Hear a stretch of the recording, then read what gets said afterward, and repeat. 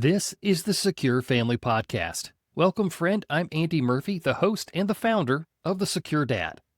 This show is all about empowering parents to protect themselves and their family. I believe that security is the foundation of happiness, and I want your family to be safe and happy. If that sounds like something that resonates with you, subscribe to the show because there is always something new to talk about.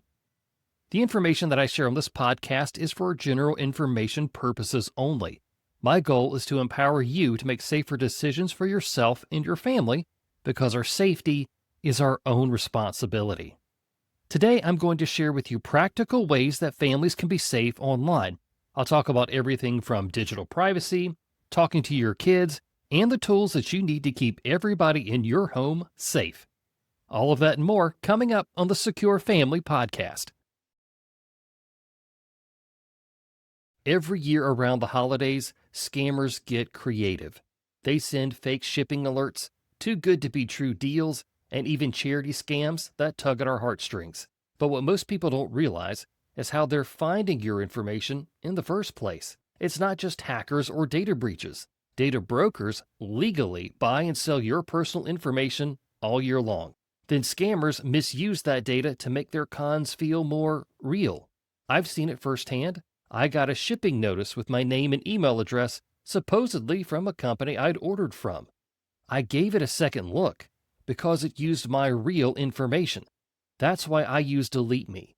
They remove your personal information from data broker sites so scammers can't get their hands on it easily. Right now, you can get 20% off your DeleteMe plan when you go to joindeleteme.com/dad and use promo code DAD at checkout. That's joindeleteme.com/dad, code DAD. DeleteMe is a sponsor of the Secure Family Podcast. Are you thinking about letting your kids get on social media, but not sure if they're ready? Before you decide, watch my free YouTube video, Scroll Smart. In just a few minutes, I'll walk you through what every parent needs to know, how social media really works, and what the risks are, and what conversations you need to have before you say yes. I've made this to help parents make confident, informed decisions about their kids online. This video is totally free. Just check out the link in the show notes to watch Scroll Smart.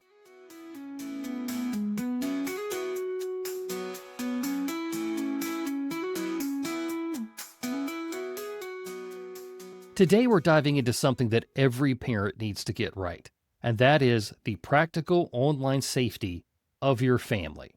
Now, I'm not talking about locking down your Wi-Fi or buying yet another subscription. I mean real everyday steps to protect you, your kids, your parents, and everybody in your home as you all progress through this digital world together. So let's walk through what that looks like.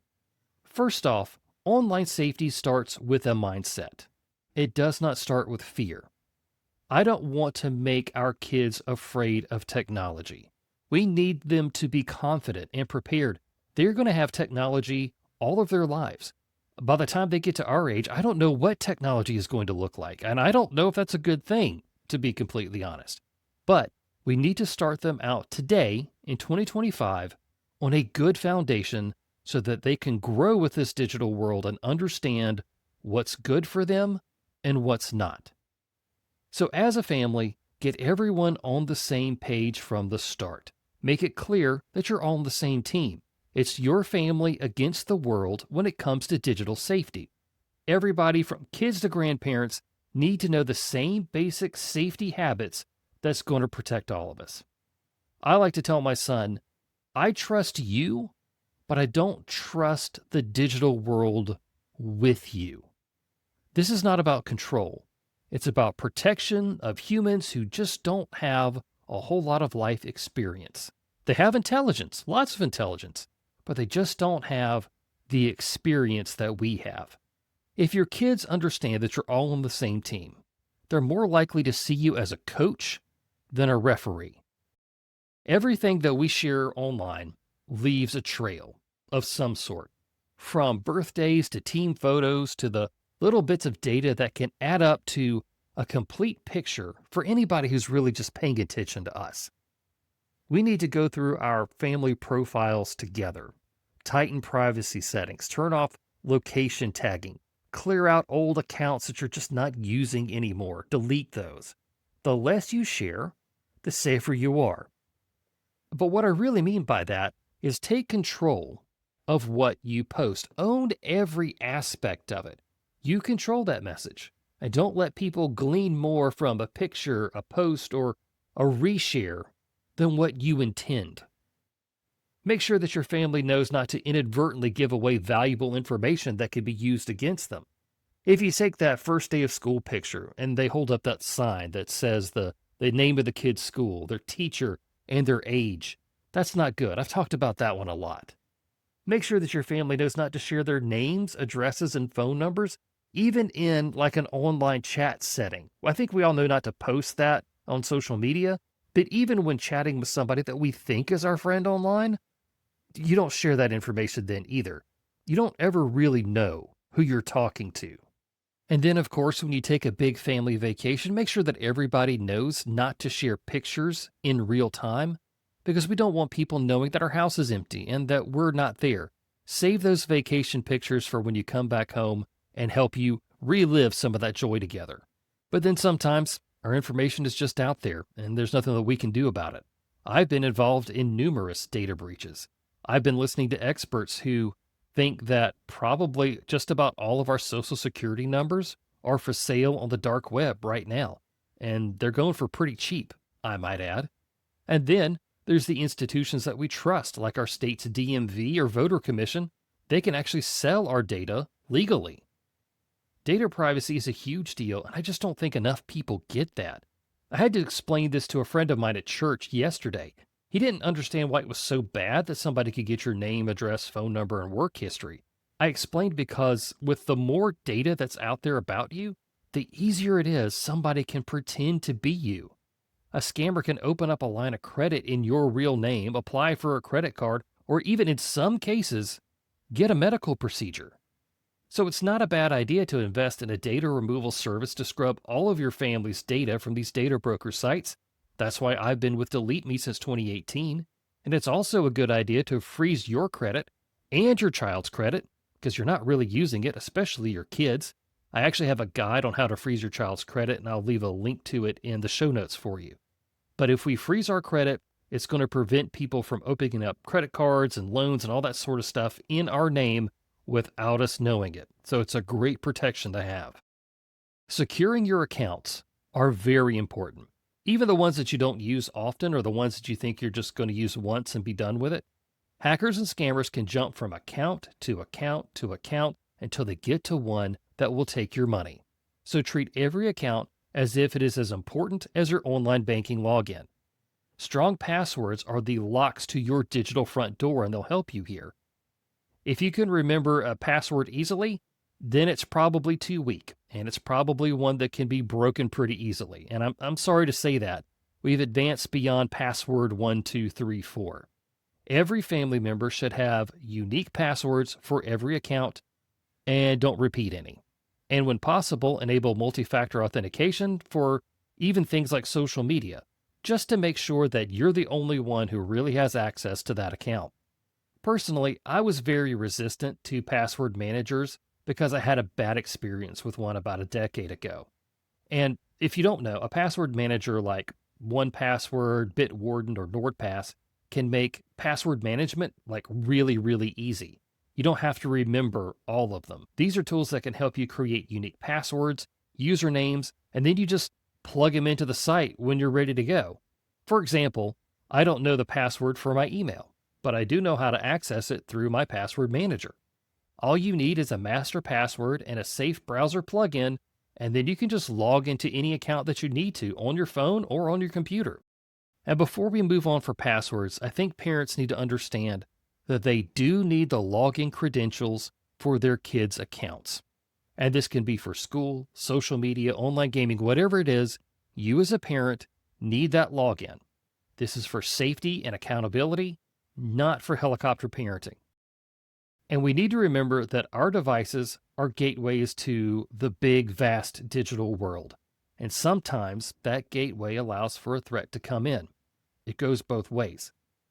So many of us think that we're in control of what we do online, but in reality, that's not totally true. We have to know that when we look through that screen, looking back at us is companies, governments, predators, and scammers. I hate it, but that's the way it is. And one way that you can keep your devices safe is to set up automatic updates. Do this for phones, computers, and tablets. By the way, if you have a Windows 10 computer, you need to know that Microsoft will no longer be supporting that operating system with free updates because they want you to move on to Windows 11. But don't worry, you can actually subscribe to the Windows 10 Extended Security Update for support. And there's actually a cost associated with that. So they're not just providing that stuff for free anymore. You can pay for it if you really have a device that is running Windows 10 and you need to keep it that way. Also, make sure that your antivirus software is running and current. Tools like Malwarebytes, Norton 360, and then Bitdefender are solid options. For the iPhone, I like iVerify Basic. And with most of these, you can actually just run the free versions if you're just doing basic web stuff. And while we're talking about software, I want to make sure that you are checking on your app permissions. If a game wants to access your camera or microphone, you need to ask yourself why. Why does an app need my location data? If it's a weather app, well then, okay, that's understandable. But a free solitaire app should not need my location data. So please take time to see what permissions an app requires and judge whether or not you're comfortable with it. For example, right now on the iOS App Store, Google Gemini wants the data linked to you, like your purchases, contact information, user content, browser history, usage data, diagnostics, location, contacts, search history, identifiers, sensitive info, and other data that they just don't bother to list. So that's a big no from me. I'm not giving that data over to Google for an AI app. It is just not worth it to me. So next up is something that we all need to do. Our kids need to do it, we need to do it, our parents need to do it. And when it comes to social media, the thing that you need to do is think before you post. Teach everybody in your house to pause before you post. Before you share anything online, stop and ask yourself, would I want this shown to a teacher or a future employer? Does it reveal too much personal information about me? Does it reveal where my house is located or where I am currently? Then ask yourself something really important. Does anybody care what I post? Will this matter tomorrow, next week, or next year? If you're just venting about something because you're emotional and you're upset, well, you're human, that's fine. But maybe you just say the post out loud to yourself. Just kind of get it out of your system and see how you feel. And then you can save yourself that digital footprint of making an angry comment or something that you may regret later. It's one of the worst things is to have a screenshot show back up a few years later when your opinion was something else. Now, this can save you on conflict, embarrassment, and even just revealing too much about your private beliefs. So please, pause before you post. Next, your family needs to set and manage digital boundaries. And man, this one is so important. This is less about technology and more about discipline. Healthy digital boundaries help kids, and quite honestly, parents, build balance.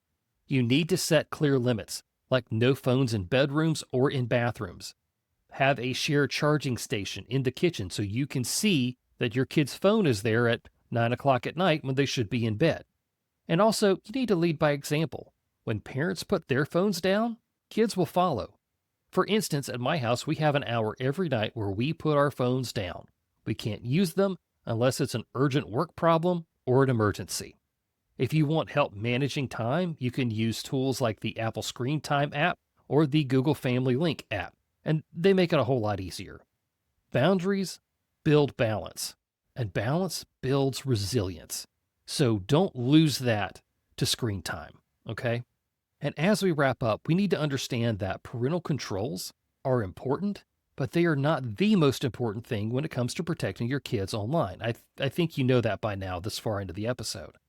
Parental controls aren't punishment. They're training wheels for digital citizenship. Set them up on phones, streaming services, and routers. Use YouTube restricted mode and even Google Safe Search. And when you do, explain why you're doing this. Kids are far more likely to respect the limits if they understand they're about protection, not about control. Online safety is not a one-time talk. It is an ongoing conversation. Technology is going to change. Your kids' habits are going to change. You're going to change. Make it a habit to check in with your family on their digital health. Talk about what's happening online, what's trending, what feels off. Talk to your kids and your parents about the latest scams that are happening. I do. Maybe that's just because I'm a nerd. I don't know. Encourage your kids to teach you something new about tech. They'll open up more when they feel trusted, and listen to them. Don't immediately jump on what they're saying. Just say, oh, well, that's new. I didn't know about that. Tell me more. And the next thing you know, you're in a conversation where they feel like they can share something that they really know and understand, and they've shared it with you, and you've had just a great conversation, and you can build on that for next time. I want you to remind your family often, we trust you. We just don't trust the digital world with you. We don't know everybody in the digital world, what they're up to, what their intent is. But we, as parents, we love you, and we need to protect you.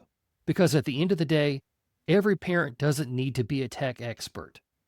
You just need to be engaged.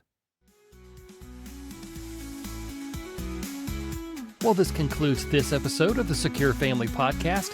Take back your privacy and personal data with help from DeleteMe. Get 20% off our privacy plan when using the code DAD at checkout. DeleteMe is the official data removal service of the Secure Dad.